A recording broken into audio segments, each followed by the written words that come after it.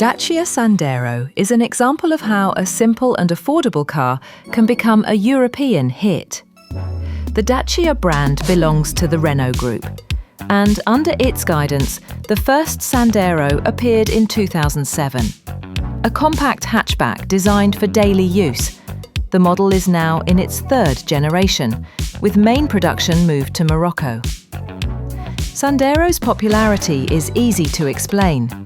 It is cheap, economical, city-friendly, and quite reliable.